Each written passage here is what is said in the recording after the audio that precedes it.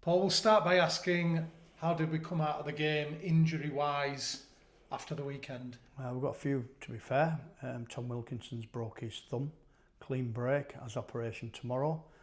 So that's another blow. So with Ramon, broken hand, and Tom, broken thumb, and and Costello, 2 broken ribs, so we're in the wars a little bit at the moment.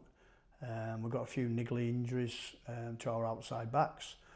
If we could bring somebody in and give them a rest, we would. We might not be able to. Our nines are struggling with groin problem and hamstring, so it'll be a mix and match this week going to Goole. So, you know, but the lads, for all the injuries we've had, I think Charlie might be back this week, hopefully. Train tonight. Ryan Shaw, probably not too far away, but he hasn't done any contact yet whatsoever.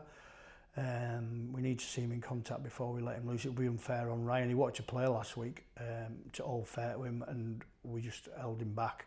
He was 19th man just in case we were absolutely desperate, but luckily enough we weren't desperate to play him. So we're thin on the ground, but we're fighting hard. I thought our effort on Sunday was outstanding, really. We just gone through video there, and a few little bits of smarts would have got us home, I believe.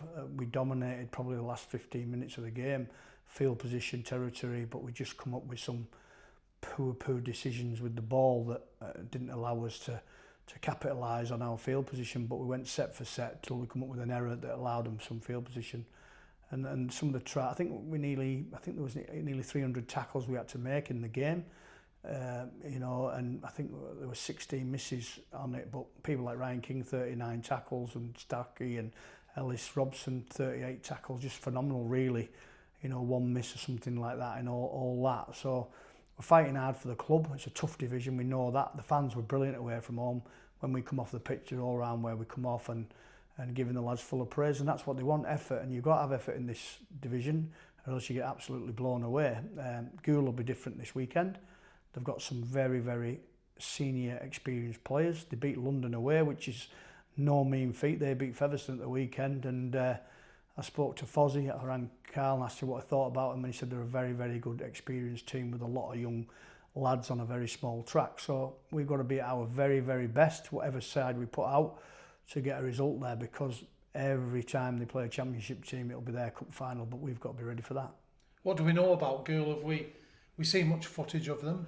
I've been watching them, you know. I watch all the new kids on the block. We always have a look. We're privileged to Huddle Hub, so we can watch all the games. So sometimes on a Monday night, when or a Sunday really, when you don't sleep well after games, you go through and you watch, and you go through, you think we're playing them in a couple of weeks, so I'll just have a look at what they're doing.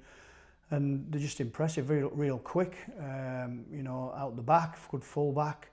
And they've got some good players. Andy Ellis is probably knocking on 40, but so is Jared Stack. So, you know, they both can play. He'll catch you if you sleep in. They've got some real tough cookies in the pack as well.